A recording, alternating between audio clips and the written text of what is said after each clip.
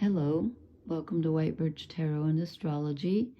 This reading is for Aries, Sun, Moon, and Rising. It's kind of for the month of February. I'm a little late. I'm doing this the night of the 7th or the early morning of the 8th. And I'm doing a sign by sign, so check your Sun, Moon, Rising, and you might, if you know where your Venus and Mars are, you might check that. I have Mars in Aries, and I often listen to Aries readings, and they resonate for me. So, and this one looks like it might.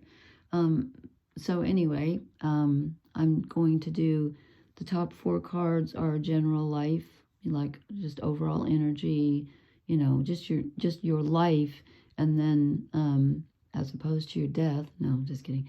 And then the bottom row, which turned out to be 5 cards, is relationships, and that's if you're looking for romance, it's romance. If you're not, if you're in a relationship already, it could be that. It could be family, friends. It's just relationships in general, or romantic specifically, if that's what you're looking for. You'll know. And then I've drawn some shadow cards, and I'm telling you, I've told everybody these have been the most challenging readings that I've ever done, like for the last month or so. But you have got like so many. How many major arcana do we have? 1, 2, 3, 4, 5, 6. I mean, it's just insane. It's crazy. This is a really big reading, so hang on to your hats. And I apologize for my voice. I was feeling fine earlier, and I got into a car this evening that the vents had not been, I didn't know how to work the heat, because it's, anyway, I'm used to my old car, and this was a newer car, and I think there was dust in the vents. It hasn't been run for a while, so I got a snoot full, and it's really bugging me, so I sound really terrible, but I'm not sick. So anyway, Sun, Moon, Rising, and I'm going to, Aries, and I'm going to tell you, first of all, you probably already know this, but Chiron is the wounded healer, has been in your sign for ages. I didn't look it up to see when it went in or when it leaves, but it's been there for ages. It's at 19 degrees, right on top of my dang midheaven. It's been there for months, I swear to God. It went retrograde, and then it's still there. Now that's, you know, that means we're, especially, this is for everyone, to work on self-identity, healing self-identity, but especially if you have Sun, Moon, or Rising in Aries, you are going to be feeling this. You're working on yourself, probably a lot of shadow work going on. The primal wound, the first wound, the biggest wound, you know, you're dealing with it. It's coming up in your life. You can't avoid it at this time. And Venus just moved into Aries. She's about 1 or 2 degrees. It was 1 yesterday. I didn't check today, so... Or, I mean, it was 1 on the 7th, but this is sort of almost the 8th, so time mystifies me. Anyway, and also, Black Moon Lilith is in Libra, which is opposite Aries. So opposite us, we have the rejected feminine qualities, the ones that were not accepted when you were growing up. She's at 24 degrees. So if you have anything around 19 degrees, give or take 3 or 4 degrees in either direction, that's where Chiron, the wounded healer, is. As I said, Venus is at 1 or 2 degrees at the beginning. Oh, she's on my Mars. I didn't even realize that. I'm always the last to know. And then if you have anything around 24 degrees, give or take, it's opposite Black Moon Lilith. So Aries in general has been through a lot, because we just had the North nodes leave the sign of Aries. They'd been there for 1.5 years. And they go backwards, so they just entered Pisces, the North node of the moon, which is your purpose. Not your purpose, your path toward your purpose. So we've been dealing with that too. That energy's been with us for the last 1.5 years, and that just went into Pisces. So we're kind of still reeling from that. It's like, you know, we've been trying to figure out where the heck we're supposed to be going next. Because with Chiron in your sign, that makes it kind of not that clear, to be honest with you. Or maybe you got some clarity, I don't know. But I'm actually doing these sign-by-sign readings for Neptune conjunct the North nodes from the 2nd to the 9th, but it looks like I'm going to be late because I'm only on, I started with Aquarius, I'm doing the signs backwards. So Neptune was just together with the North nodes, which gives us dreamy, imaginative energy, great for imagining things and being creative, not so great for clarity, can cause a little confusion. So anyway, I'm going to proceed with the reading because this is really an interesting reading. So top row, just overall life, King of Pentacles. Okay, I think this is you. And I think this is you having undergone the North Node's going through your sign and putting up with however long Chiron's been there, which has been a while. I should have looked that up, but it's been a while. By that I mean several months. I wish I could remember, but I can't. Maybe I'll look it up and I'll put it in the comments. We have to be our own, I'm including me, because since my Mars is there, I think it's powerful. We have to be our own authority at this time in our lives. We have to rely on ourselves. And it's kind of learning, like, you may have been let down by others at this time, or not finding people to be reliable, because I think this whole thing with Aries, and because Aries rules self-identity, among other things, is ruled by Mars, which is retrograde in Cancer. Not too happy about that. Mars doesn't like it, but it's forcing sort of an emotional body emotion connection here. So anyway, I think this is telling us we've had to learn recently to be our own savior, for lack of a better word, our own grounding, our own authority. You need to rely on yourself. You've probably learned that by now, I'm thinking, after what we've been through. Okay, so that's good, though. That's some grounding energy. And then I drew the Page of Wands. And this is the beginning, just the stirring feeling of a desire. Because with the North Nodes having gone through our sign, it awakened our questioning about the path. And for some reason, I feel like we didn't really, because Chiron was there, we didn't really get the full message, the clear message about our path. But I think it's starting to come in now. I think we're finally seeing what we desire and what direction we want, in which we want to move. I think that's a beginning glimmer and off in the distance of, oh, I think I might want to go in that direction, and that might lead me to my desires. Okay, and then we get the Eight of Cups. So we are being asked to recognizing that we need to leave a situation. There's something that we need to turn our backs on. And usually in the Eight of Cups, it's something we don't really want to let go of because we're sad about it. It can be letting go of mourning if you've already lost something. Or it can just be walking away from a situation where you're just like, I can't, this isn't right. I can't do this. I can't fix this. I'm getting the feeling it's a dead end. I have to let go. It's letting go of something emotional and walking away. Okay, and then, pardon me, we get the Hanged Man. So it's like we get the glimmer of what path we want to follow, what we might want to work on with the Page of Wands. But guess what? It's not quite time to do that yet. We're feeling we have to pause for reflection before we do it. And this can also be some sacrifice involved. And was it this one or the other one? There was one of these, because I looked at them briefly. I'm really getting a strong feeling with this whole reading about not finding a perfect solution. Like, no matter which one you choose, there's going to be some walking away and some letting go involved. And the Hanged Man can be, you know, just having to just not do anything right now. Even though I said walk away, this can be an emotional letting go rather than action, because the action isn't taking place yet. You're just getting the glimmer of what you want to do, but I don't think you're not going to do it this month, I don't think, because you're kind of stuck. You're suspended. And there may be an element of sacrifice involved too, or feeling like you're sacrificing something, or having to sacrifice something. So, kind of, you know, starts out good, a little bit sad, transition for sure, but more on an emotional level, There's going to be some movement, I think, coming up, but not quite yet. But I think you're contemplating that. Okay, relationship row. And again, this could be romance, friends, family. We start off with the Tower. Okay, this is, and we've got let's see, the full moon. Oh, the full moon, which comes up on the 12th of February, which is just around the corner, is squaring Uranus. Yeah, that's kind of sudden change there. So, in relationships, now this doesn't have to mean, someone's going to, lightning's not going to strike your loved one, but this is a sudden realization. It can be a sudden change.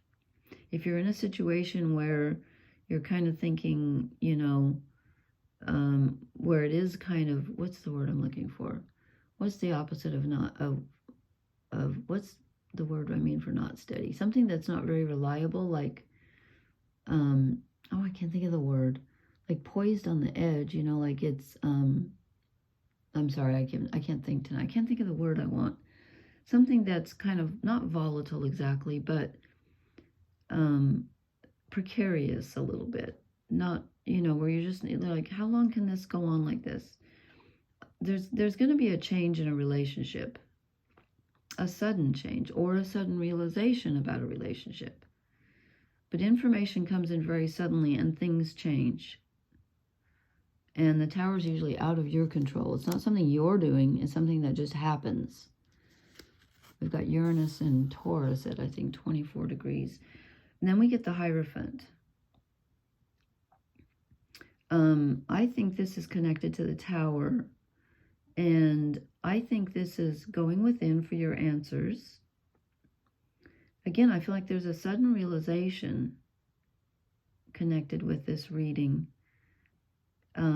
This can be spiritual guidance, but I'm feeling like this is us, not so much, like a mentor or a guru or anything like that. I feel like this is us. We hold the key. And it's kind of a discovery. It's like an aha moment, like, oh, if I want to get, X, I have to do Z. It's connecting with your own inner intuition and your own guidance, I think, your insight. And then we get another emotional card. We get the Three of Swords, the Heartbreak card.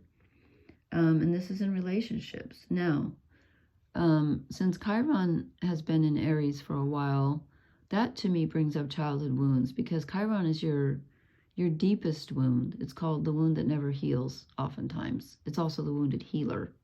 So that's kind of, I can't think of words tonight. It's opposite. That's not the word I want. But, if it never heals, why is it the wounded healer? I think it can be healed, or at least transformed in some way. So this could be looking back at an old wound that comes up now.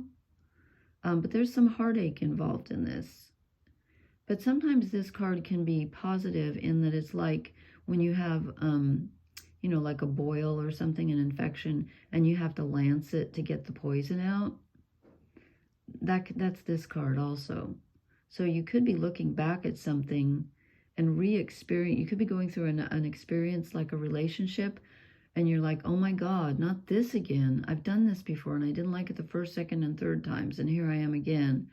But this time, it's healing, because you're learning to tap into your own inner wisdom and strength. Where's the strength? The King of Pentacles, to deal with this. So yeah, it's going to hurt for a while, but this is ultimately healing, I think. We got, out of 5 cards, we got 4 major arcana in the relationship row. That's big. That's big. Then we get Justice. Okay, in most of the decks, this is about balance and harmony. And it can literally be justice, where you finally get your, your just rewards, your just desserts, as we call them over here. But in this deck, I think they call it, is this the one? One of them calls it balanced thinking, because of the sword here. So this is kind of,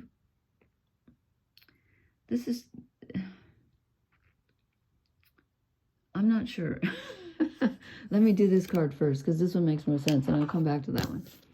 These are very similar. We get temperance. Okay, temperance is all about balance too. Temperance is about doing things in moderation, you know, weighing the options, but making sure that you don't give too much, you don't take too much, you don't say too much, you don't listen too much. It's balance in all things. For some reason, it's the card of Sagittarius, which I really don't understand, but it's supposedly it is, okay? And to me, Jupiter is not a very balanced planet, so I don't get that, because Jupiter rules Sagittarius. But anyway, this is about balance. Okay, so we have this event or this change happen, then we process it with our intuition. It brings up some old wounds and emotions that have to be dealt with. We may have to let go of something. But ultimately, there's a balance that comes out of this, because we get two balance cards in a row, Justice and Temperance. And so I'm thinking, let me see, what does Liz Green say about temperance? I feel like I need a little key here. Well, she says that's flow and harmony. Yeah, I know that. Oh, she's the one that calls it balanced thought. I don't, yes, I do too. I have the cards for these. Okay, in this deck, they call justice fairness, strength in honesty, and defend what's right. Okay, so I think, yeah, that's why the sword is there. This is about making a decision, I think, about, and I'm feeling Libra energy, like, because it's usually the scales. I'm feeling, it's deciding what's right for you, even though it might involve, it's in a relationship, okay? But you have to decide what's going to be best for you, even if it's painful, even if you have to walk away. You need to take care of yourself, because, let's see, what do they call temperance in this deck? Peace, tranquility, moderation. Yeah, okay, that's pretty much similar to all the other decks. You know, don't give too much. Don't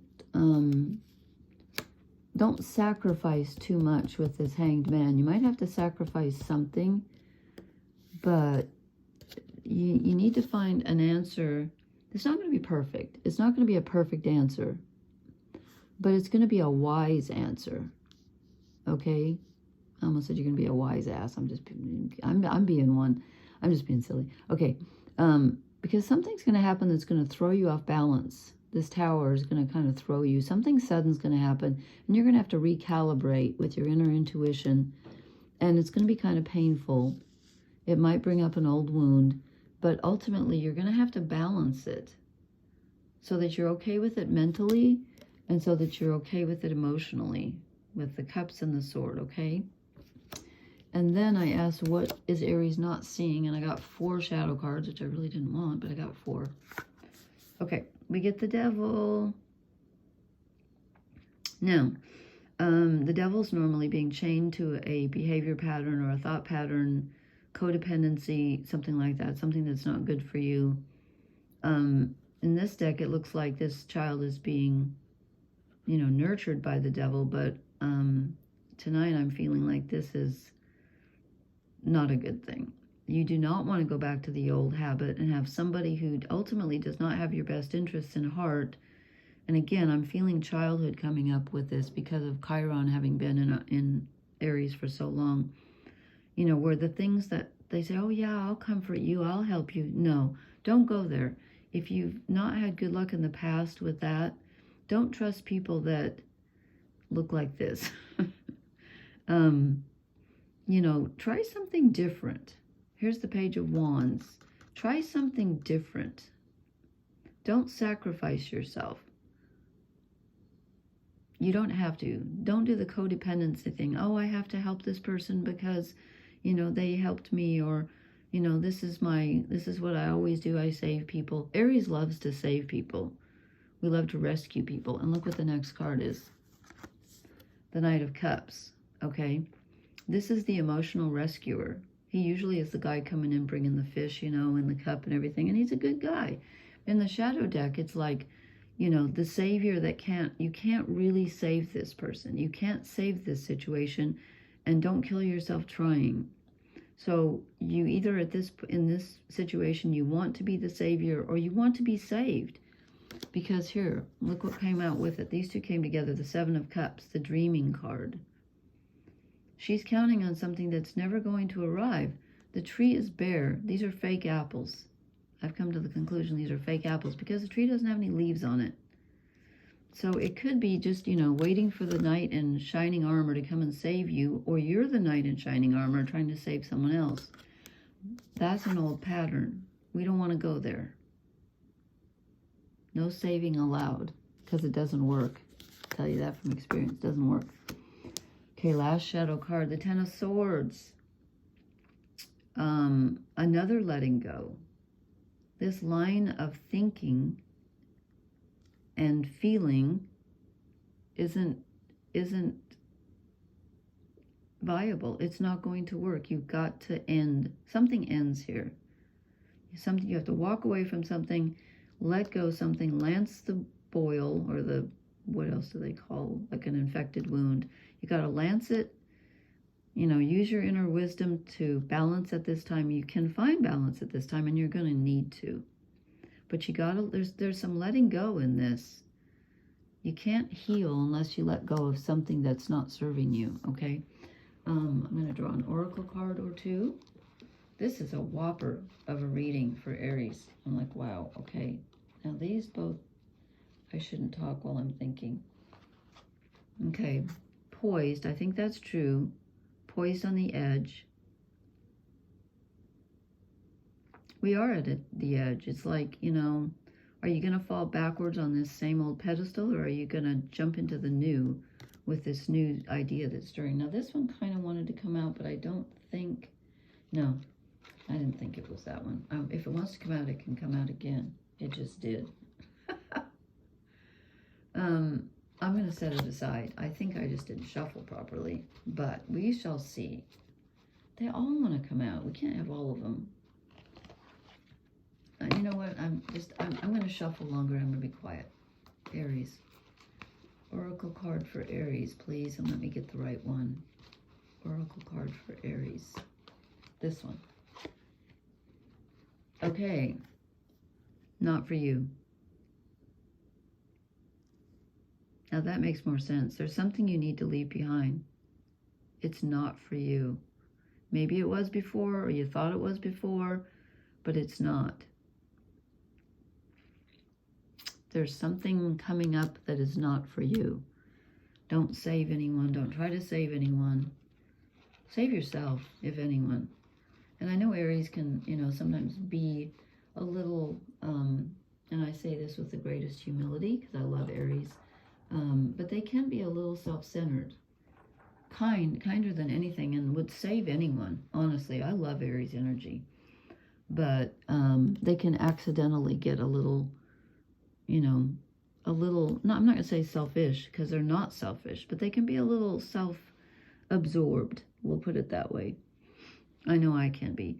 And that's not what this is about. When I say don't try to save everyone, I'm not saying be selfish. It's not selfish. It's okay in this case to save yourself. You're not being selfish. Okay? I hope this was helpful. Please leave me a comment and let me know. This reading is really powerful. So let me know what's going on with you. Please hit the like, share, and subscribe buttons.